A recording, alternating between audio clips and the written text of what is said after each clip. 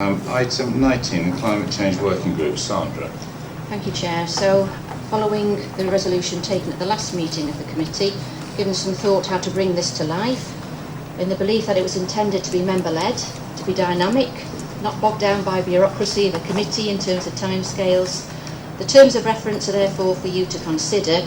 I'm also recommending that whilst political proportionality isn't required in this instance, to get cross-party support and a wider view base, we do follow those rules and have a membership of 6. I've so far received nominations from the Conservative group of Councillors Chapman, Bright and Salt. Happy to answer any questions. Any questions here? Councillor Archer. Just a point to raise, really. Just bearing in mind that we've just heard that the group is designed to be dynamic.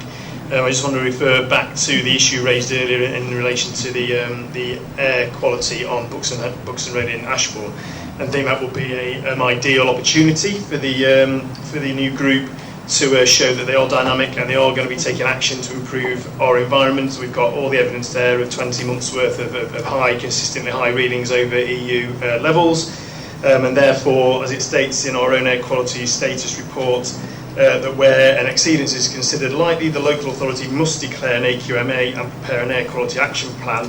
I'm assuming, therefore, that will happen with as quickly as possible, because all the evidence is clearly there. Slightly concerned that the report also mentions something to do with needing another 12 months worth of monitoring, which would seem to be a little bit potentially just kicking the can down the road. I can't see how that monitoring is going to give us any different results to what we've already got. There's clear evidence that we're exceeding that measure, and therefore I would urge the group to take that on board as a priority and get the air quality management area set up and start work on the air quality action plan as soon as possible. Okay, Tim, did you want to just come back?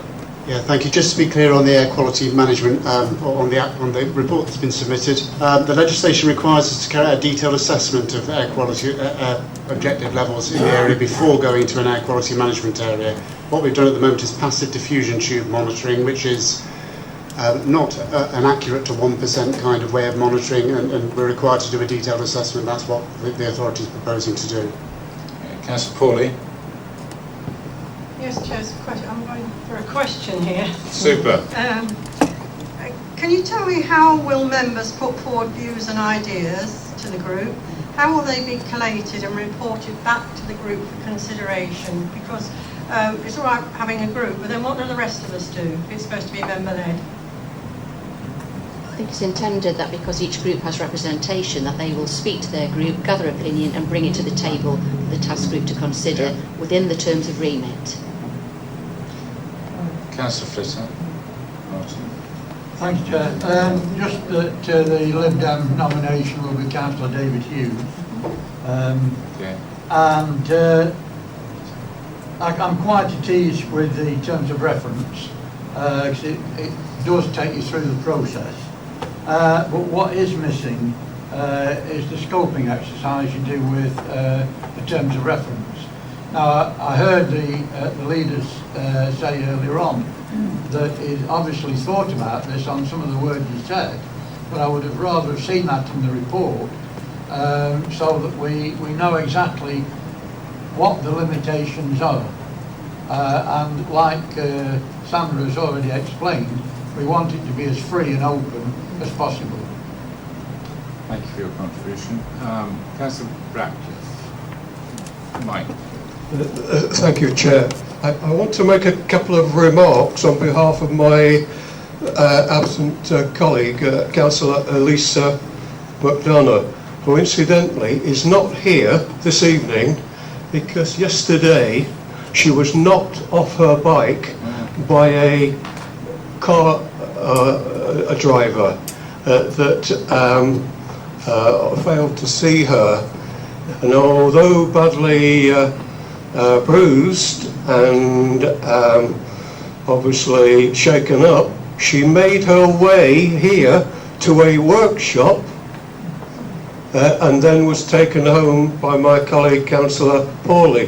That shows some tenacity, I have to say, but the message that I took from it, we should all, as car drivers or drivers, be a little bit careful during this summer period and with the weather, because there's more cyclists on our road. Anyway, enough of that. The 2 points she wanted to raise were she felt that there shouldn't be any delaying mechanisms built into the procedures for this group. There was a suggestion, for instance, at 1.4 about the meetings of the group being both formal and informal.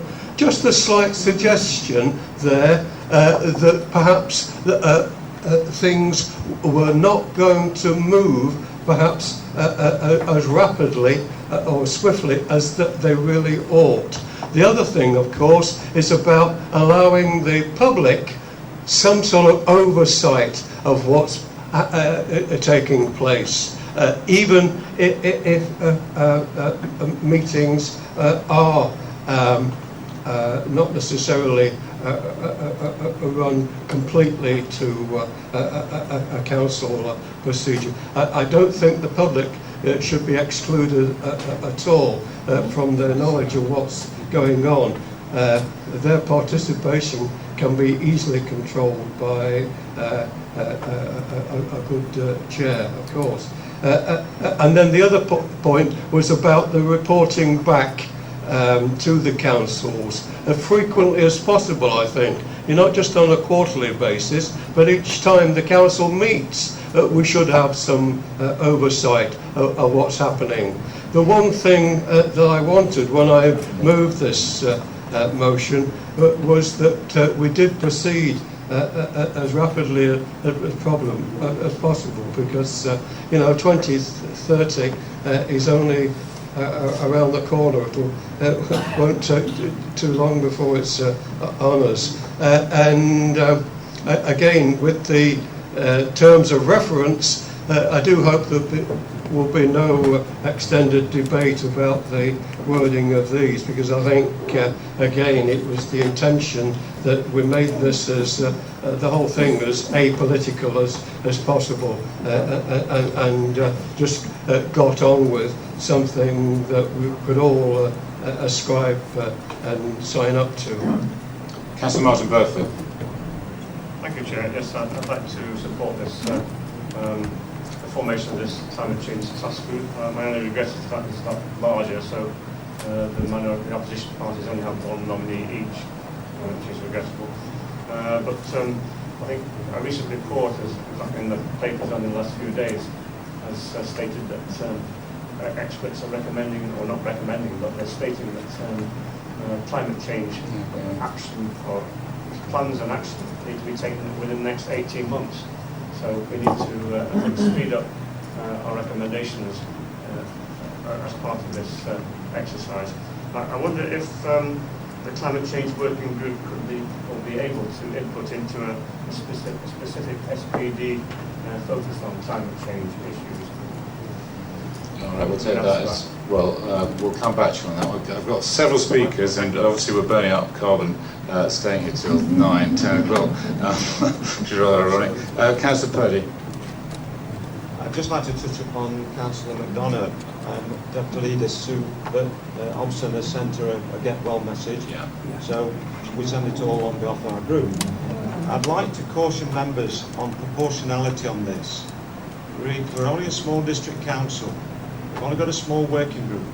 You can't overload that working group. We accept the priorities, we know the priorities, Councillor Chapman is well aware of the priorities, and there's other work, valid work going on in this area, as I explained earlier on from Mr. Braun's report to us. So let's keep realistic about the targets, please, and what this working group can do. We need to set targets, we need to achieve, but please don't overload the working group. Councillor Slack. Thank you, Chair. Yes, I'm not. I think I slightly disagree with you, Gary. I think we should have a meeting in between the council meetings. So when the recommendations are put from the working group, it can then go to the council meeting, and then afterwards, in between again, it can then come back to the working group. I think that's a logical way to work it, really. Going a 4 monthly. I mean, the resolution is urgent. that's what we put down, urgent. Like, we've got to be urgent and we've got to be more proactive, and I think we're not being proactive enough for for quarterly meetings. I think we've got to be more urgent. Thank you. So thank Councillor you. Bright. All I can say is let's get it moved and seconded, and then we can get the first meeting organised, and then we can start to address it, okay? We're doing a lot of talking tonight. I thought we didn't want to talk, we wanted action. So can we just get it moved and seconded, please? I've got Councillor Chapman. Thank you, Chair. First of all, I'd like to thank Sandra for preparing this report in the terms of reference. I'd also like to thank Sandra for, in her own inimitable way, So, calming... Councillor Chapman, are you moving the motion? I'll move it, yes. I'll move it. And I'd like to thank Sandra for producing this report and the terms of reference, and as I was saying, in her own inimitable way, calming my impatience and frustration at the glacier which is known as political protocol. We were given a very robust mandate on the 30th on the meeting by many councillors, and I tried to initiate something, but I was wrong, and I apologise. I was trying to shortcut, but I appreciated the importance and the urgency which is being brought out tonight. And here's where the emergency and where the urgency is. Since that council meeting on the 30th, carbon dioxide levels at current emission rates have gone up 0.15 of a part per million when we have been not doing anything. Okay? Worst case scenario, we are now at a CO2 level of 415 parts per million. At the rate I've just stated, by 2030 it will be 435. It's scientifically accepted everywhere now that the level at which the world tilts into disaster is 450 parts per million, which will mean a global warming increase of 2 degrees C. And that's when things really get crappy. That's when the tundra melts and the methane emits. So on that basis, as it stands now, by 2038, it's disaster movie time. So that's how I rate the urgency of this. I'd just like to look at the title, Derbyshire Dales declaring a climate emergency. That's like declaring it'll either rain or go dark by morning. It's here, it's an emergency, it's happening. We didn't have to declare it, it's here, we've got to do something about it.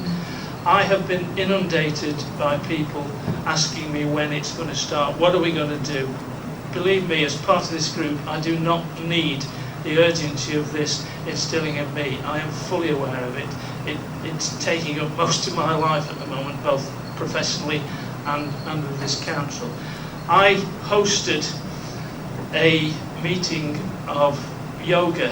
Now, don't have nightmares about me doing yoga. Yoga is the year of green action, and it was held at the Nightingale Centre at Great Hucklow, and the National Park invited the local environment groups to bring their presentations, to show us their showcases. It was amazing. There were community gardens. There were a talk from a carbon neutral village in Cheshire, and the people there were just so relieved and so gladdened that Derbyshire Dales are actually doing something about it. So, yeah, it is urgent, and we know it's urgent, and the sooner we get going, very much the better. Councillor O'Brien. Firstly, thank you to Councillor Hobson for the card to Elisa. I think that'll be much appreciated. What Councillor MacDonald actually put forward this evening were two amendments to the recommendation. One was about the time and frequency, which I think Councillor Chapman has answered quite adequately. I'm not happy with that. The second, though, is a point which has already been raised. That's about whether the group is open to members of the public to attend, listen and or speak, and therefore members of the press. And I do think that needs to be made clear in the report to avoid any issues downstream from here. Thank you, Chair. The suggested constitution doesn't allow access to the public or press to meetings of the task group.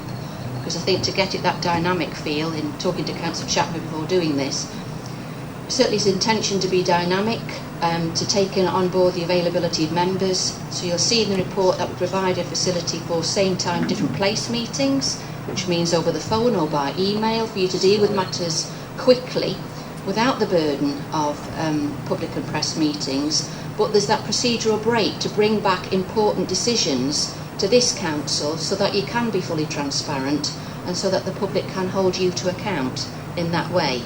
But I think speed is of the essence and flexibility in operation of the tax group. Councillor Atkin. Yes, Chair, I'll second the recommendation as set out in the report. I can't speak as eloquently as Councillor Chapman can, but I echo all the concerns he's raised, and hopefully now we can move on and start making a difference. Thank you. I've got nobody else on my list. It's been moved and seconded. All those in favour, please show. Can we just have the leaders just give the nominees Yeah, I need again? the nominees from the Labour and the Green group, please. Or give them to Sandra at the end? Yeah. Is that all right? No, if we know them. Do we know the Labour nominees?